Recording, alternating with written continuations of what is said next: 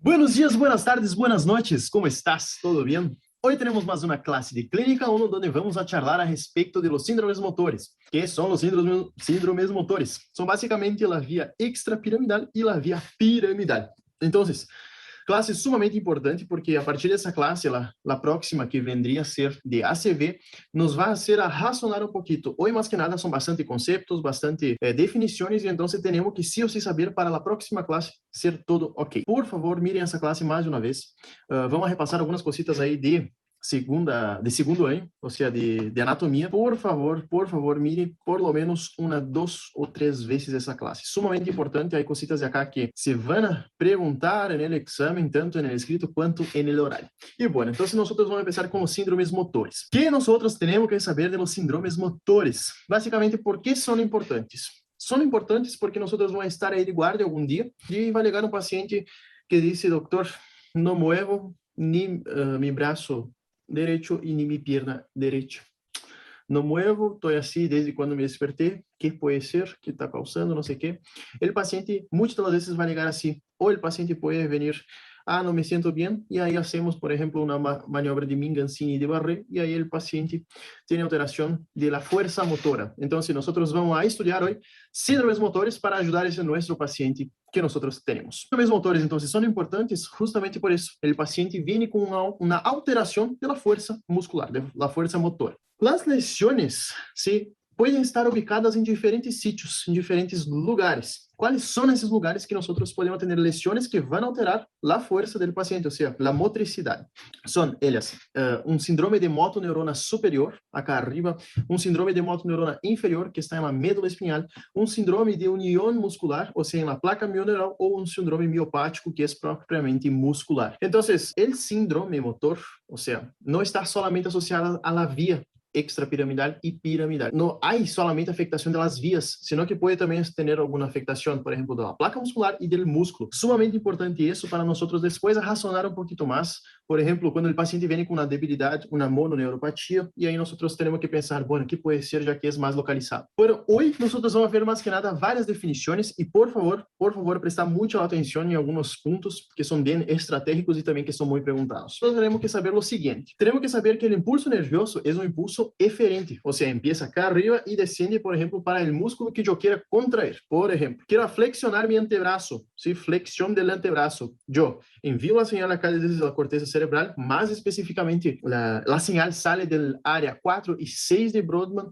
y ahí viaja por las vías nerviosas para hacer el movimiento que yo quiero. Básicamente es así que ocurre el movimiento, no es lo contrario. Entonces nosotros lo que vamos a estudiar ahora es la vía, vamos a empezar por la vía piramidal. Siempre recordando que viene la señal acá de arriba, desciende por la médula, viene y estimula la motoneurona inferior, la segunda neurona, a estimular a placa mioneural para contrair las fibras de miosina y de actina. Entonces, nosotros ahora vamos a charlar a respecto de la vía piramidal. Me pareció interesante acá para no olvidar. Entonces, vía piramidal.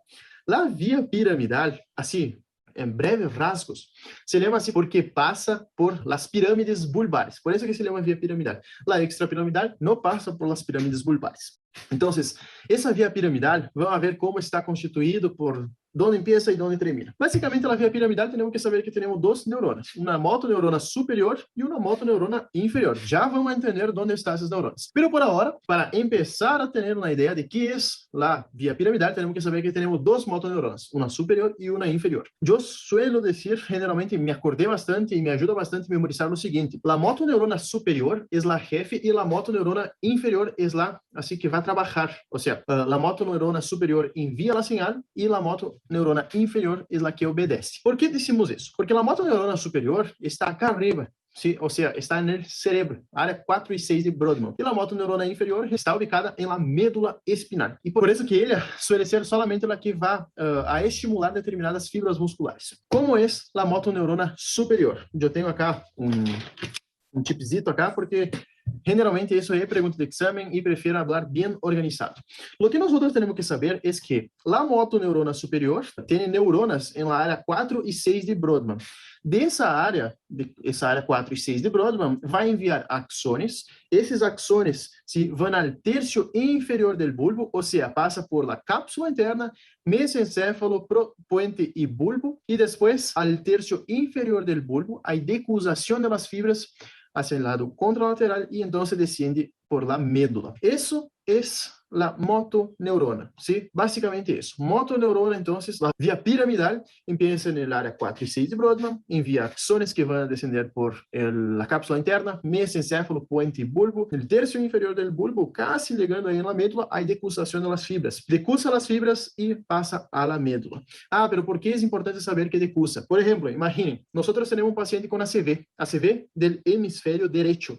El paciente va a presentar la sintomatología motora del lado izquierdo, o sea, parecia o parálisis del lado izquierdo. Ya vamos a ver cuáles son las diferencias entre parecia y parálisis, porque eso también es pregunta de examen. Entonces, ¿qué es importante saber? Empieza a área 4 y 6, axones, descende por la cápsula, mesencéfalo, puente y bulbo, decusa, desciende y va hacia la médula. En la médula, gente, ¿qué es importante saber? En la médula tenemos la segunda motoneurona, o sea, la segunda neurona, o la motoneurona inferior. La motoneurona inferior. En la motoneurona inferior, se vai comunicar esses axones, ¿sí? Se comunicam com a motoneurona inferior, que está acá, e então envia outros axones que vão à placa muscular, ou seja, a placa mioneural. Acá está mais sencillo. Então, liga a motoneurona inferior, envia axones que se conectam com a placa motora ou a placa mioneural, e essa placa mioneural é quem vai estimular o músculo, ou seja, vai estimular o músculo a contrair ou a relaxar, e isso vai ser com que ocorra o movimento. Essa é a via piramidal, motoneurona superior e inferior. Después nosotros vamos ya ver la vía extrapiramidal. Pero tenemos que saber no solamente eso, ¿sí? La vía es importante saber dónde están las neuronas, o sea, está en el encéfalo y bulbo, y después motoneurona inferior está ubicada en la médula. Más específicamente, ¿dónde está? En el asta anterior de la médula espinal. Entonces, área 4 y 6, envía axones, desciende por cápsula, mesencéfalo, bulbo, puente, bulbo, decusa, médula se conecta com a motoneurona inferior, ou segunda neurona.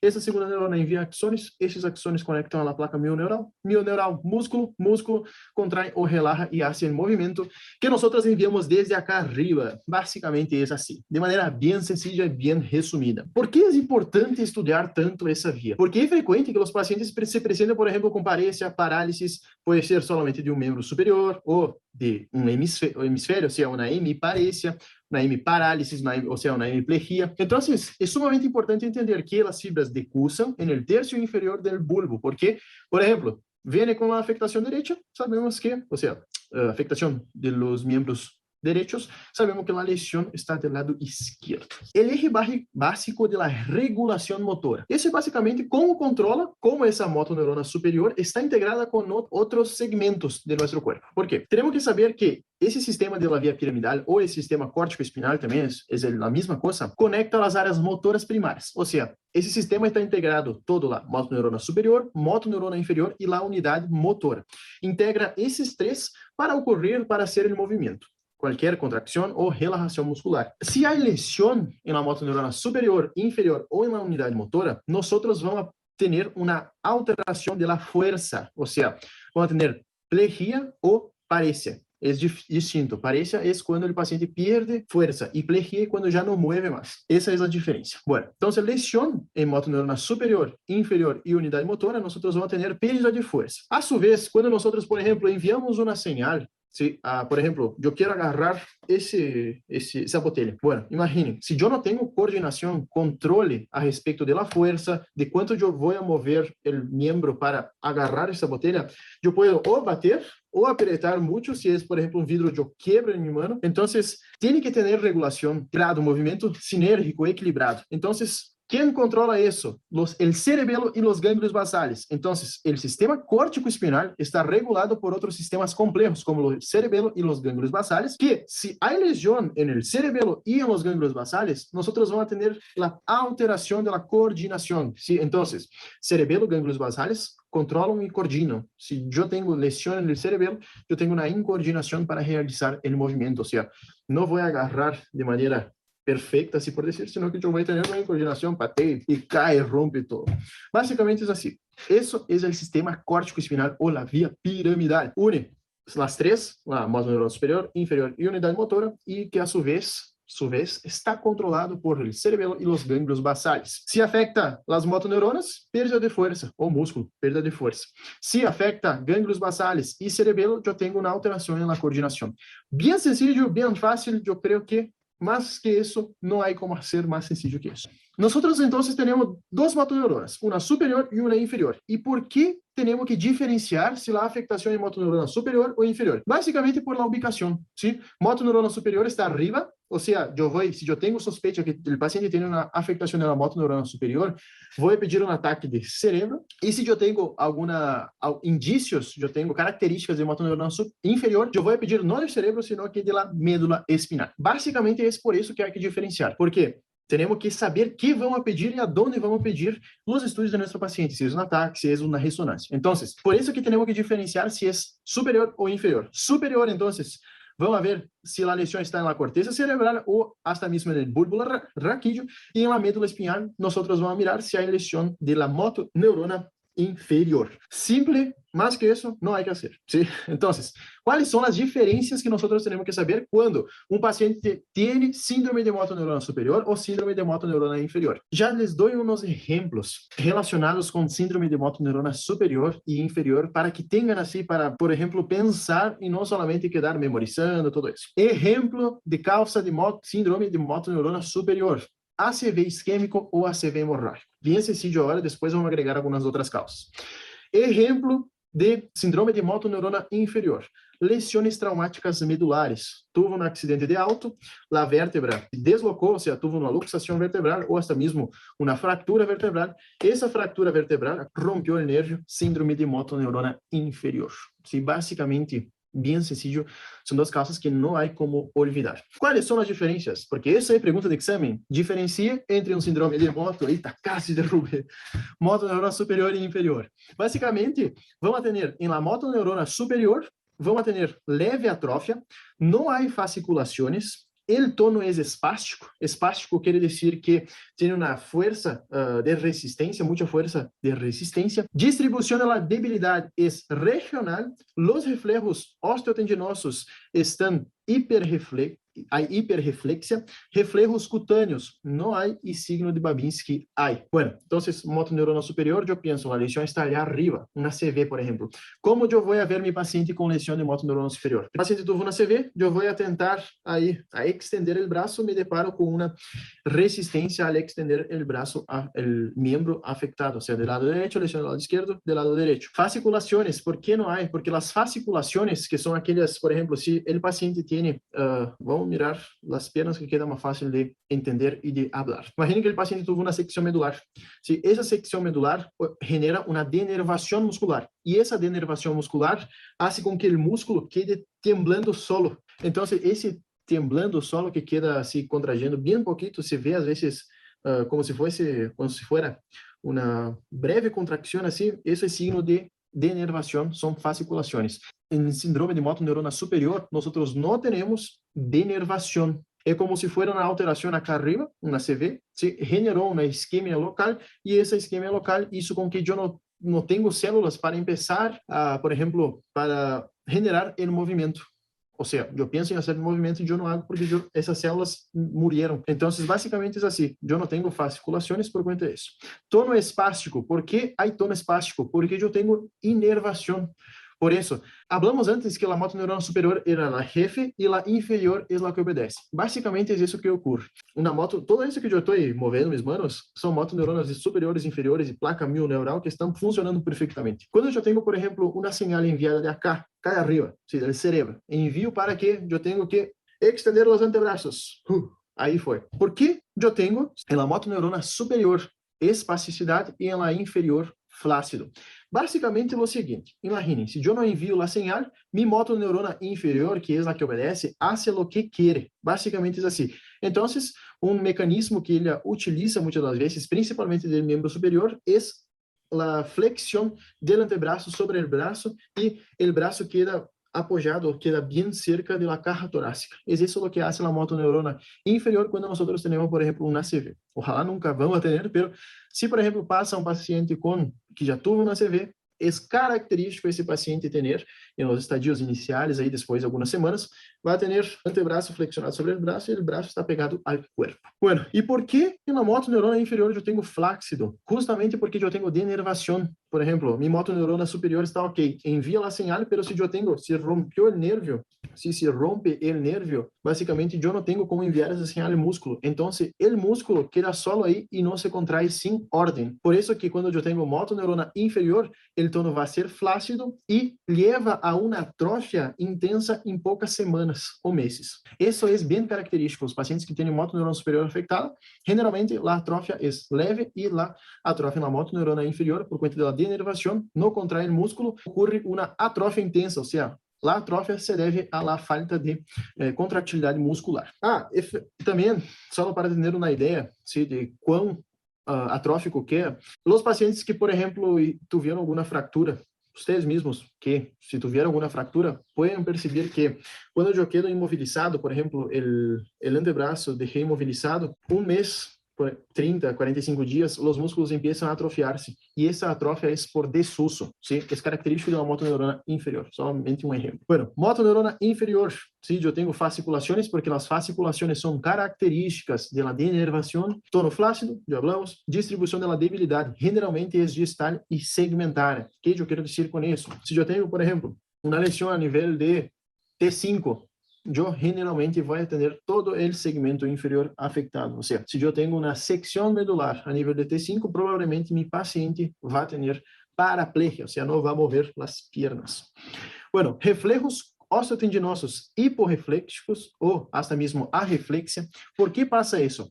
Porque quando nós temos motoneurona inferior, temos secção de nervio, e essa secção de nervio impide o arco reflejo de fazer os reflejos, ou seja, o paciente vai ter hiporreflexia. Em cambio, em la superior, mi arco reflejo está indeme. Então, quando eu vou fazer o reflejo, por exemplo, o patelar, o arco reflejo está indeme, então hace hiperreflexia. E por que hace hiperreflexia? Justamente porque a parte superior, que é a que ordena e modula, não está modulando. Então, é característico que o paciente não mueve assim, por exemplo, eu hago reflejo patelar, o normal é isso. E quando eu hago, que tem um paciente com síndrome de motoneurona superior, por uma CV, eu hago e tomo. E é hiperreflexia, o reflejo é mais amplo. E não há signo de Babinski em uma motoneurona inferior. Parece ser muita coisa, mas essa tablita nos hace entender muito do que passa com o nosso paciente e também nos hace razonar por que algumas coisas ocorrem. Então, principalmente, diferenciar motoneurona superior e inferior. Essa tablita é pergunta de exame, então, les indico que memoricem essa tablita. E eu vou perguntar também em los orais. Bueno, outra cosita. Como eu dije, vou estimular o reflejo patelar. Se eu tenho um síndrome de motoneurona superior, o correto seria asciende e depois descende modulando. E acá não. Acá eu tenho uma falta de modulação no síndrome de motoneurona superior e então eu tenho uma hiperreflexia. Em câmbio, se eu tenho secção medular, imaginem, chega o estímulo, pero não vuelve para fazer o reflejo. Então, por isso que o paciente tem hiporreflexia ou arreflexia. Bem sencillo. Isso é bem sencillo, me gusta dar essa classe porque é bem assim concisa e é bem pontual. Então, o que temos que saber da via piramidal? Basicamente, onde estão as motoneuronas superiores e inferiores? Como é sua modulação? Então, quem modula a señal da motoneurona superior é o cerebelo e os gânglios basales. ¿Sí? ¿Gânglios basales? Sí. E os gânglios basales. Síndrome de la motoneurona superior. Como nós já estávamos falando, vai quedar uma fácil hora para razonar. O síndrome da motoneurona superior, então, há algumas características que nós devemos saber. Síndrome de motoneurona superior, a afectação da motoneurona superior, ou seja, ali arriba está a afectação. Há uma característica acá, que em las fases iniciais, 4, 5 dias depois da afectação, se parece muito com o síndrome de motoneurona inferior. ¿Por quê? En los primeros 4 o 5 días que el paciente tiene la lesión, el paciente va a tener, por ejemplo, una parálisis flácida y hipotónica.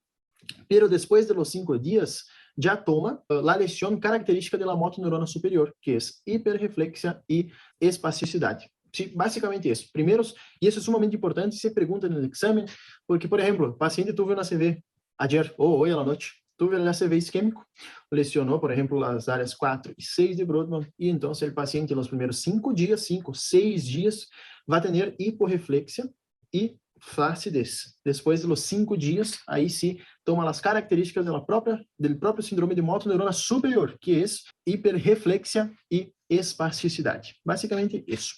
E aí, depois desses 5 dias, como o paciente agarra lá hiperreflexia e espasticidade, generalmente vem o paciente característico do ACV, que é antebraço sobre braço flexionado, braço pegado ao tórax, ou seja, ao corpo, y el paciente camina con la marcha de os.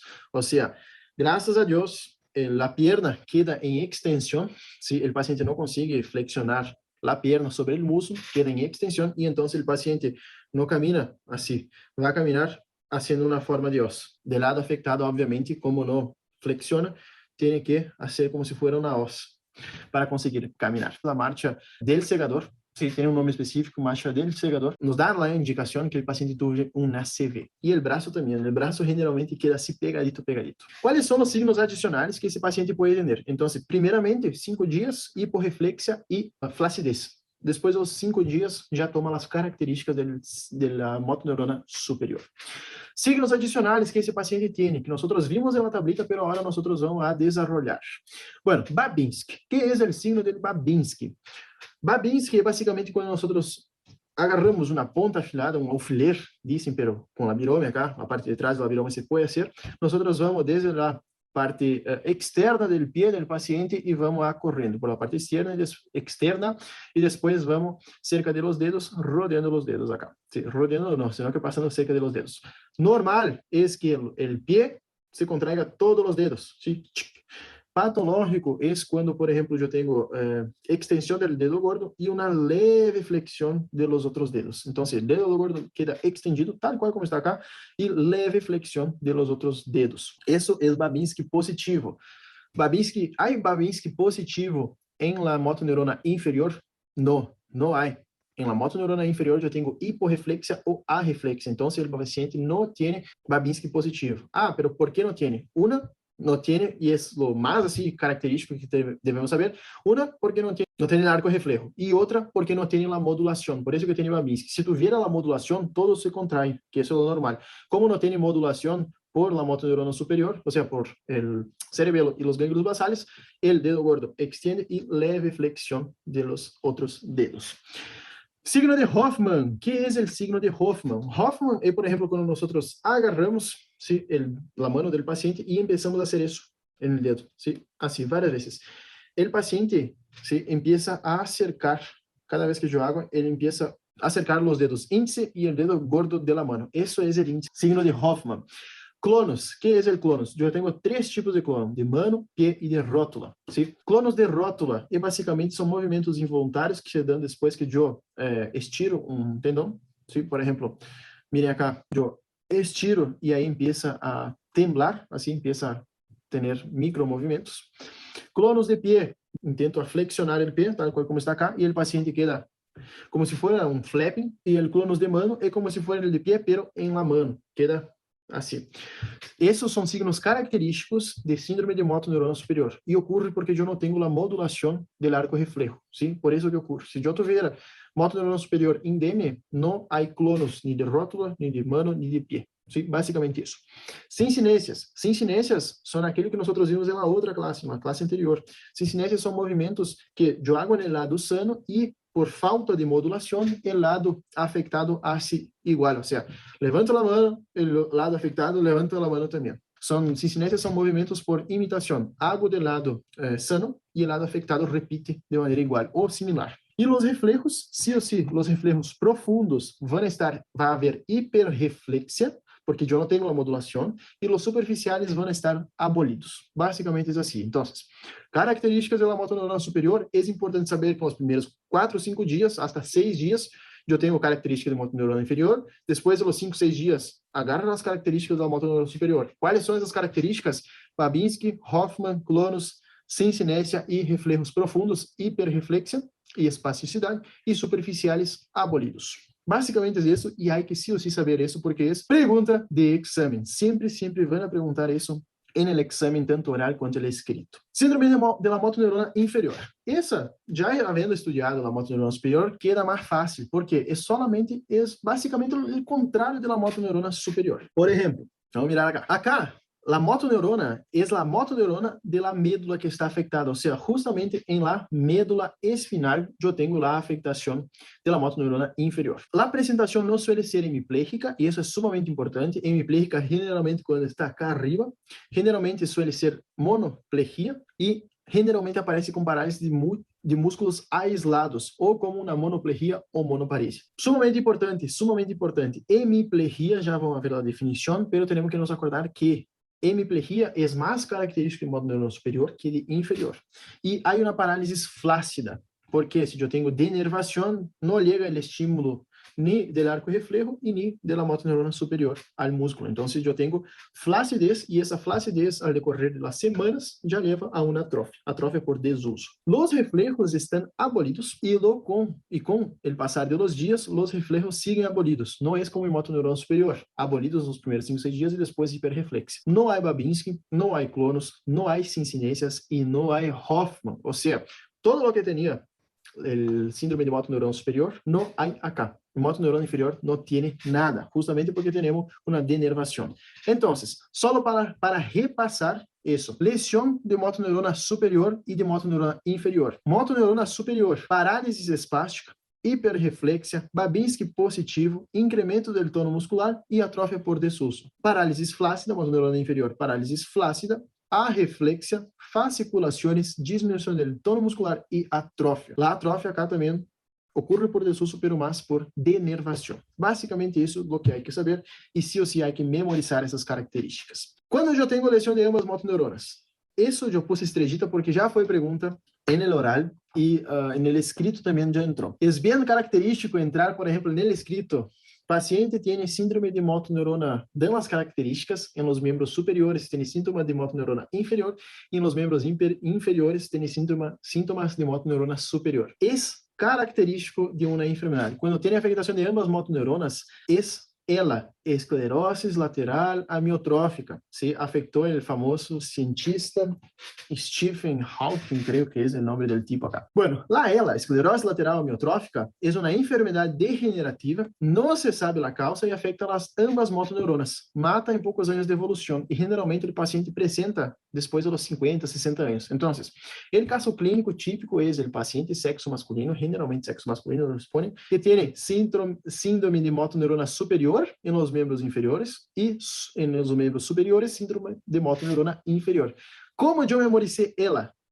Yo memoricé que membros inferiores é o contrário, então motoneurona superior e membros superiores têm características de motoneurona inferior. Basicamente assim, miren que sempre ele tem os braços em membros superiores, tinha sempre os braços assim que não movia, generalmente os braços tinha flácidos, as mãos. Se vocês já viram alguma foto dele.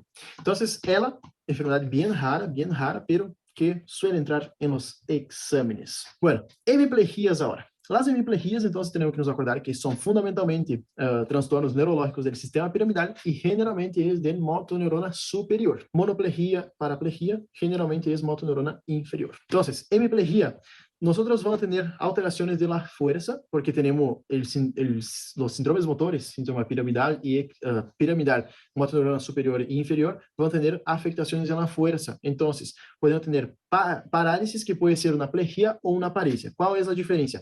Parálisis es la pérdida de la capacidad de realizar movimiento voluntario. Plegia, hay un defecto motor, no realiza ningún movimiento. Y la paresia es cuando hay disminución de la fuerza muscular. Muchas de las veces, las plegias, las parálisis, pueden presentar como monoplegia, que ahí solo afecta una extremidad, paraplegia, ambos miembros inferiores, por ejemplo, o cuadriplegia o tetraplegia, quando afecta os 4 membros, tanto superiores quanto inferiores. Isso é plejía, no mueve nada. Hemiplejía queda paralizada una mitad del cuerpo, o la derecha o la izquierda. ¿Sí? Y ahí, eso es sumamente importante. Pongo estrellita en eso porque suele ser pregunta del oral. ¿Qué es una hemiplejía directa? ¿Qué es una hemiplejía alterna? La hemiplejía directa es cuando afecta pares craneales del mismo lado de la plejía. O sea, tiene una hemiplejía derecha, afecta los pares craneales del lado derecho. Por ejemplo, presenta una parálisis del séptimo par, desaparición del sulcus reniano, no mueve la boca generalmente acá, desaparición de las arrugas, puede tener afectación también de la boca, del surco. Entonces, hemiplejía directa afecta la cara del mismo lado y alterna es cuando afecta los pares de la cara del otro lado de la plejía, o sea, tener una plejía derecha alterna. Quiere decir que lado izquierdo, afectación a los pares craneales y derecho, afectación plejía del brazo y de la pierna, o sea, del miembro superior y del miembro inferior. Hemiplejía proporcional y no proporcional. Eso generalmente no se pregunta, pero por las dudas vamos a dar una pasadita acá. Proporcional quiere decir que el brazo, la cara y la pierna están afectados en la misma intensidad. O sea, por ejemplo, si yo hago un test de fuerza entre mi miembro superior e inferior, tiene el déficit de fuerza igual. Si yo, por ejemplo, tengo una hemiplejía no proporcional, es que, por ejemplo, el paciente consigue contraer, apretar mi mano más fuerte que en el test de fuerza del miembro inferior. O sea, el defecto motor predomina en algunos de los segmentos. Básicamente es eso, pero eso generalmente no se pregunta. Pero lo que pregunta es hemiplejía directa, que es, y hemiplejía alterna. Paraplegias. Paraplegias es la parálisis simultánea de ambos miembros inferiores. Nosotros vamos a tener la paraplejia espástica, paraplejia flácida radicular ou polineurítica, paraplejia por hipopotassemia e paraplejia del síndrome cordonal posterior. Quando o paciente tem paraplegias, temos que nos acordar que paraplegias generalmente são causadas por afectações de la motoneurona inferior. Então, as paraplegias espásticas é quando o paciente tem afectação de la motoneurona superior e tem espasticidade do músculo. Paraplegia flácida, quando tem flacidez, como o próprio nome disse, e está afetada a motoneurona inferior. Paraplegia flácida radicular ou polineurítica é quando eu tenho uma afectação neuronal. Paraplegia por hipopotassemia, que passa? A hipopotassemia genera uma alteração da membrana, ou seja, da membrana celular. E quando eu tenho hipopotassemia, eu tenho alteração desse umbral, e então o paciente, muitas das vezes, por esse transtorno hidroeletrolítico, não consegue mover as pernas porque alterou o umbral para ocorrer a contracção muscular. E então, solamente corrigindo esse transtorno da hipopotassemia, o paciente já melhora. Então, 5 grupos de causas: a espástica, flácida radicular, hipopotassêmica e síndrome cordonal posterior. Generalmente pergunta causas de paraplegia, ¿sí? E há que acordar pelo menos de algunas, ¿sí? No de todas, solamente unas 3, ya está bien. Acuérdense de la hipopotassemia, ¿sí? Solamente corrigindo el potasio sérico, la paciente ya mejora. Generalmente suele ser paciente de sexo femenino. Cuadriplegia. ¿Qué son cuadriplegia? Cuadriplegia, ¿sí? Son cuando el paciente no mueve los miembros superiores e inferiores. Primera cosa que hay que hacer es medir el potasio, porque puede ser una cuadriplegia espástica o hipertónica, síndrome motoneurona superior, o puede ser una cuadriplegia flácida. Bueno, sí o sí midan el potasio cuando el paciente viene con cuadriplegia súbita, porque puede ser solamente con la corrección de potasio adecuada el paciente ya mejora. Obviamente que va a tener signos y síntomas de hipopotassemia, pero acuérdense, por favor, de eso. Sí o sí hay que pedir potasio en esos pacientes que presentan déficit neurológico súbito. Potasio no, sino que iones plasmáticos. Entonces, cuadriplegia, parálisis de miembros superiores y inferiores. Monoplegias. Es, por ejemplo, que el paciente no puede mover un miembro, o sea la pierna o el brazo. ¿Cuál es la causa? Síndrome de motoneurona inferior. Y cuando nosotros vamos a estudiar un paciente, por ejemplo, que tiene alguna afectación, tenemos que sí o sí saber esa imagencita porque es sumamente importante. Ustedes van a utilizar esa imagen hasta el próximo año, o sea, hasta sexto. ¿Por qué? Dependiendo del área afectada, de la lesión, sí, nosotros vamos a tener distintas sintomatologías. Por ejemplo, si el paciente tiene una afectación en la área motora, el paciente se presenta generalmente con monoplegia. Si la lesión es un poquito más abajo en la cápsula interna, por cuenta que las fibras se acomodan, se unen mucho, afecta generalmente más fibras, no es solamente en la área motora que está un poquito más disipado. Acá cuando afecta la cápsula interna, generalmente el paciente suele presentarse con hemiparesia, no es solamente una monoplejía como el área motora, sino que en la cápsula interna, porque los axones pasan muy cerquitas ahí, va a generar una hemiplejía. Esa hemiplejía puede ser o una hemiplejía normal o una hemiplejía directa. Si, por ejemplo, la lesión es en mesencéfalo, el paciente va a presentar el síndrome de Weber, si es en la protuberancia es Gubler y si es en el bulbo Jackson. Es importante saber Weber, Gubler, Jackson, sí, se pregunta mucho en los horarios. Bueno, el síndrome de Weber, entonces tengo acá mi colita también. Síndrome de Weber, básicamente va a ocurrir lo siguiente. Va a ocurrir hemiparesia contralateral a la lesión y va a afectar el tercer par, el músculo, el tercer par, que es el motor ocular común. O sea, va a tener, si tiene afectación del tercer par, tiene ptosis palpebral, el ojo va a estar desviado hacia afuera y hacia abajo. Síndrome de Gubler. Síndrome de Gubler va a producir hemiparesia, todos tienen hemiparesia contralateral. Entonces, hemiparesia contralateral, o hemiparesia contralateral, y el síndrome de Gubler, miren acá una cosita, afectó hemicara, ¿sí? Afecta el séptimo par y el sexto par, o sea, si tiene afectación del sexto par, el ojo va a estar desviado hacia adentro, y parálisis del séptimo par, o sea, tiene una hemiplejía alterna, hemiparesia alterna, ¿sí? Síndrome de Jackson, cuando afecta el bulbo, tiene hemiparesia con la afectación de la lengua, del par 12, tiene parálisis de los músculos de la lengua. Entonces, esas son las características que debemos saber. Si afecta el área motora, generalmente monoparesia, porque los axones ahí están divididos, sí, un poquito más lejos. Si afecta la cápsula interna, y como pasa muy cerquita los axones, afecta varios, entonces puede producir hemiplegias o hemiparesias. Se afecta mesencéfalo, síndrome de Weber, tercer par y hemiplegia.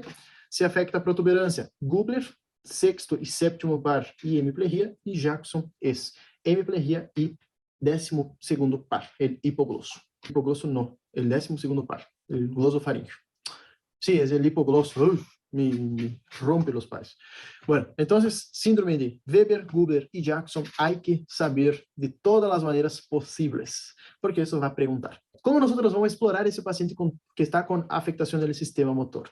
Nosotros vamos a explorar la masa muscular, el tono, la fuerza y los reflejos. Es bien sencillo la evaluación, ¿sí? A partir de nuestra sospecha si es motoneural superior o inferior, nosotros vamos a evaluar nuestro paciente. ¿Cómo nosotros vamos a evaluar la masa muscular? Y básicamente si hay atrofia o hipertrofia. El tono, nosotros vamos a evaluar si es hipotônico ou hipertônico. Hipertônico são, por exemplo, os pacientes que hacen gimnasio. La fuerza es así sumamente importante. Fuerza es de 0 a 5, donde 5 es la fuerza normal y 0 no tiene ninguna contracción y ni movimiento. Entonces, 5 es fuerza normal. 4, el paciente consigue hacer movimiento contra la resistencia, pero menor que la extremidad contralateral. O sea, tiene, por ejemplo, un ACV izquierdo, tiene hemiplegia o hemiparesia derecha. Yo voy a hacer de ambos lados, sí, la prueba, y entonces el paciente tiene mayor fuerza del lado izquierdo, que es el lado sano, y el lado derecho no consigue tener la misma relación de fuerza. Grado 3, el paciente consigue hacer movimientos contra la gravedad, pero no contra la resistencia. Por ejemplo, ¿qué quiere decir eso? Que el paciente consigue elevar el brazo, pero cuando yo pongo una resistencia, el paciente no consigue mover. Fuerza de segundo grado, el paciente tiene movimiento, pero no contra la gravedad, o sea, es aquel paciente que solo consigue mover así, no consigue vencer, por ejemplo, hacer una flexión contra la gravedad. Grado 1, hay contracción, pero no hay movimiento. Por ejemplo, solo contrae el músculo, pero no mueve, no tiene fuerza suficiente para mover el músculo. Y grado 0, no tiene ninguna contracción, tiene una parálisis completa. Eso es pregunta de horario, ¿sí? Los grados, cómo evaluamos la fuerza del paciente. Y los reflejos es cuando es 0 y 4 cruces. 0 donde hay arreflexia, 1 cruz hiporreflexia, 2 cruces reflejos normales, 3 cruces hiperreflexia y 4 cruces es clonos. Sí o sí, esas dos tablitas hay que saber porque se pregunta en los horarios, sí o sí. Es más que nada memorización. Ahora vamos entonces para la vía extrapiramidal. Vía piramidal, saber síndrome de modo neuronal superior e inferior, cómo evaluamos la masa, el tono, la fuerza y los reflejos. En la vía extrapiramidal es un poquito más complicadita, pero vamos a tratar de facilitar. La vía extrapiramidal, básicamente, está constituida por los axones que no forman parte de la vía piramidal, o sea, es extrapiramidal, nos pasan por las pirámides bulbares y que descienden desde el encéfalo hacia la médula espinal. Es extrapiramidal porque no pasa, sus vías no pasan al nivel de las pirámides bulbares, que su función es ordenar el impulso para la ejecución de los movimientos involuntarios, o sea, marcha, postura, tono muscular, nivel de alerta y conductas instintivas. La vía piramidal, entonces, su función es marcha, postura, nivel de alerta y conductas instintivas. Está formado por regiones extrapiramidales de la corteza cerebral y por una serie de núcleos subcorticales, que eso es lo más complicado, así como el globo pálido, núcleo talâmico, núcleo vestibular, núcleo rojo. Sí, hay varios tractos acá. ¿Cuál es la función entonces? Facilita o inhibe las reacciones motoras. Básicamente ajusta el movimiento. Entonces, vía piramidal está formada por diversos tractos y no pasa por las pirámides bulbares. Funciones: marcha, postura, tono, nivel de alerta y conductas instintivas. ¿Sí? Entonces, vía extrapiramidal es eso. Generalmente se pregunta vía extrapiramidal. Generalmente solo se está preguntando mucho la vía piramidal, porque la vía extrapiramidal es un poquito más complicada de memorizar, por cuenta de los 5 tractos que hay. Pero básicamente voy a memorizar solamente lo más importante. Tenemos 5 tractos, y acá quiero que presten bastante atención, porque yo hice un resumen de todo. El tracto rubroespinal, tectoespinal, vestíbulo espinal, retículo espinal y oligoespinal. El rubroespinal se controla las actividades sobre los músculos flexores de los miembros, siendo excitador para las neuronas motoras de ese músculo. El tracto tectoespinal responde al giro de la cabeza ante estímulos auditivos y visuales. O sea, ele vai allá y yo giro la cabeza. Tracto vestíbulo espinal recibe información del sistema labiríntico vía vestibular y cerebelo y estimula las motoneuronas flexoras e inhibe las extensoras. Tracto retículo espinal influye en el movimiento voluntario, actividade refleja e tono muscular. Su función es estimular las motoneuronas extensoras e inhibir las flexoras. Y el tracto oligoespinal es responsable por la coordinación de los movimientos de la cabeza, el cuello y los miembros superiores del lado opuesto. Es dura esa parte. Yo soy bien sincero. Es duro. A veces, eso se pregunta. Por lo que yo vi así, de 50 personas, vamos a poner, preguntou assim a 5, 6 como mucho. É raro de perguntar isso. ¿Sí? Entonces, mi opinión sobre eso: memoricen solamente las cosas más puntuales que hace cada tracto. Aquí tenemos 5 tractos, sí o sí hay que saber, sí o sí eso es fundamental, pero la función de ellos generalmente no se pregunta. Sería lo más importante, pero muchas de las veces no se pregunta. ¿Cuáles son las funciones de la vía extrapiramidal? Entonces, como ya leemos todo eso, la función se resume en 3 tópicos. Una, mantener la postura y el equilibrio cuando se realizan movimientos voluntarios, controlar los movimientos asociados o involuntarios y el control automático del tono muscular. Yo odio extrapiramidal, sí, con todas mis fuerzas. No es que odio, es que yo no tengo mucha afinidad. El piramidal es más tranqui, bien razonable, pero el extrapiramidal solo hay que acordar básicamente que está relacionado con postura, equilibrio y tono muscular, ¿sí? Nosotros cuando tenemos el síndrome extrapiramidal, que es un síndrome, es cuando tenemos afectación, compromiso de los ganglios basales y sus conexiones, o sea, ganglios basales y conexiones. Va a causar, cuando tenemos una afectación de los ganglios basales, como vimos antes que los ganglios basales eran los, y el cerebelo eran los que coordinaban el movimiento, tenemos trastorno del movimiento, trastorno del tono y trastorno de la postura. Entonces, para no quedar tan flojo, ¿sí? La vía piramidal, extrapiramidal, no pasa por las pirámides bulbares del bulbo. ¿Sí? Y está hecha por 5 tractos: el rubroespinal, tectoespinal, vestíbulo espinal, oligoespinal y retículo espinal. ¿Cuál es la función de la vía extrapiramidal? Es postura, equilibrio, movimientos voluntarios e involuntarios y control del tono. Postura, tono y equilibrio. Y si tenemos una afectación en los ganglios basales y en los tractos, ¿sí? Tenemos trastorno del movimiento, del tono y de la postura. O sea, vamos a tener, si tenemos síndrome extrapiramidal, vamos a tener afectación del tono, postura y movimiento. ¿Sí? Tono, postura y movimiento. Básicamente eso. Bueno, a diferencia del síndrome piramidal, es un poquito más así, la parte más difícil de extrapiramidal es a respecto de los tractos. Pero después, cuando nosotros nos ponemos a pensar, queda un poquito más sencillo porque las afectaciones que están relacionadas con el síndrome extrapiramidal van a ser, por ejemplo, temblor, corea, balismo, mioclonía y tics. Nosotros vamos a ver cada uno de ellos ahora. Entonces, temblor, la corea, el balismo, ¿sí? Pongo acá GIFs para que tengan una idea de qué es. Temblor, cuando tiembla, corea, balismo, las mioclonías, acá se puede ver la mioclonía, y los tics, ¿sí? Miren el tic, ahí salió el tic, y acá otro tic. Ahí salió.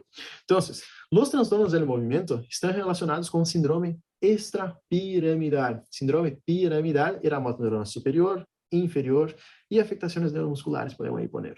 Y el síndrome extrapiramidal vamos a tener temblor, corea, balismo, mioclonía y tics principalmente. Vamos a cada uno de ellos entonces. Temblor.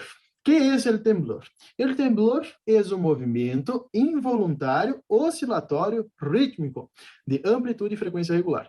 ¿Por qué yo puse la definición completa? Porque eso se pregunta mucho. Temblor es muy preguntado en los exámenes y se pregunta la definición. Entonces, pongo por las dudas. En realidad, pongo porque yo sé que eso va a preguntar.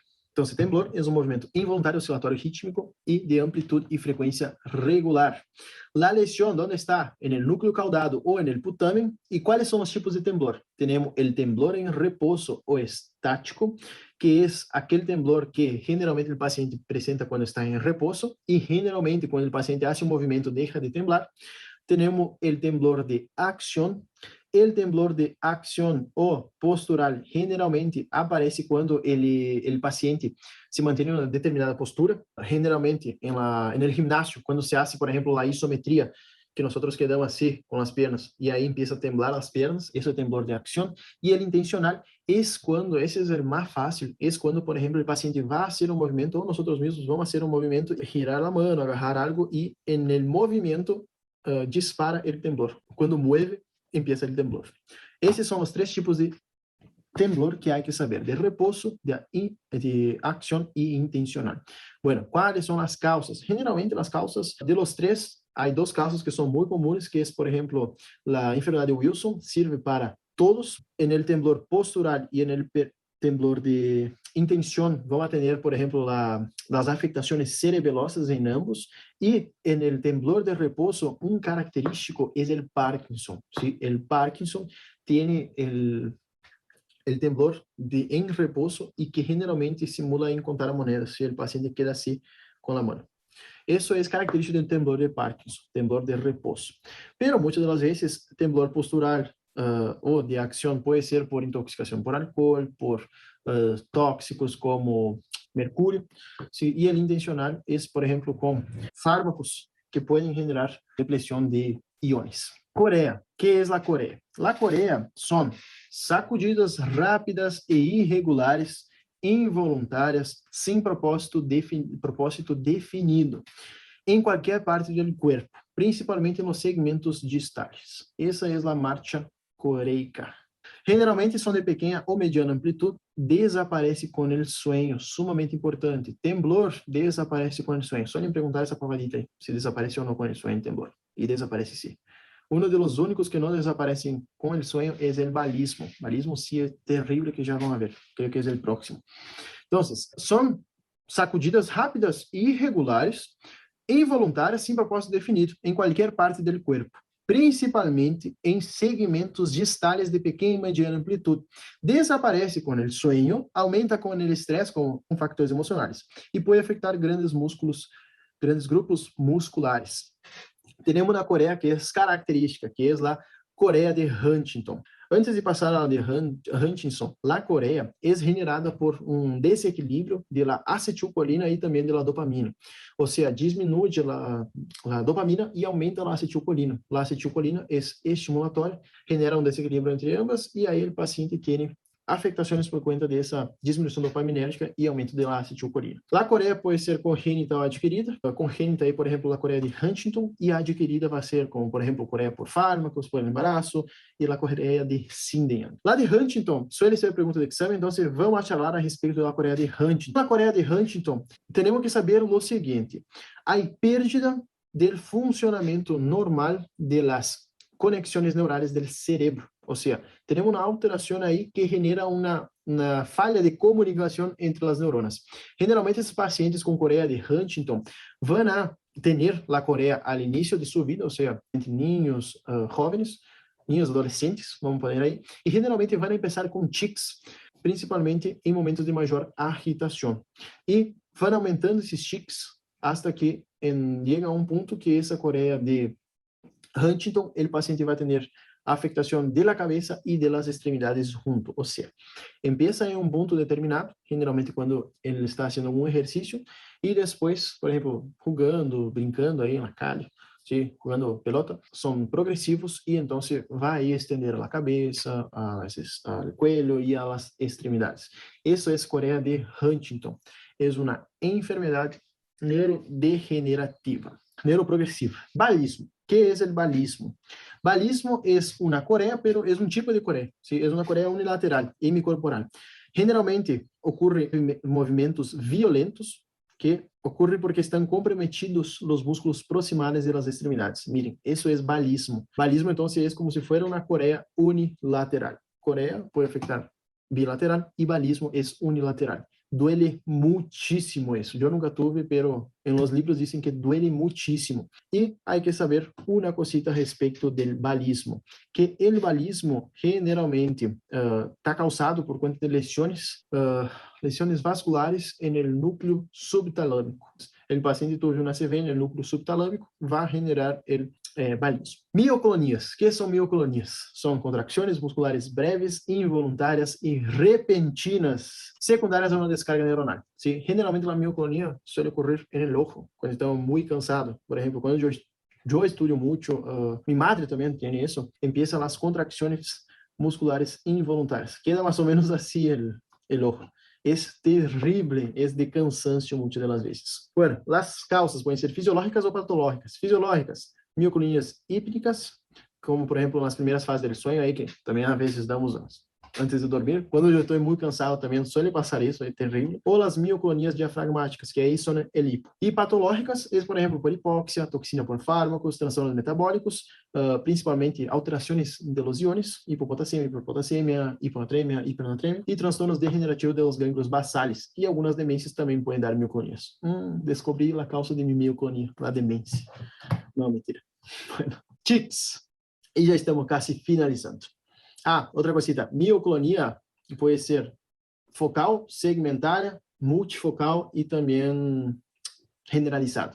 Tics são movimentos anormais involuntários, bruscos e rápidos, têm falta de ritmo, são violentos e repetitivos, que são suprimidos por la voluntad. Qual é o ponto? São suprimidos por la voluntad, los tics. Pero quando eu someto que o paciente pense em outra coisa, porque o paciente tem que fazer muito esforço mental para deixar de fazer o tic. Pero, por exemplo, se eu pido para ele fazer uma conta de cabeça, o paciente vai fazer a conta de cabeça e aí me sai o tic. Basicamente é assim. Tem como suprimir com a vontade, sí, ou seja, tem como cessar, pero quando eu hago o paciente não pensar nisso, que está ponendo toda a sua energia mental aí para suprimir o tic, o paciente faz o tic sem querer. Aumenta com o estresse, diminui com a concentração mental, justo o que estávamos falando, e desaparece durante o sonho.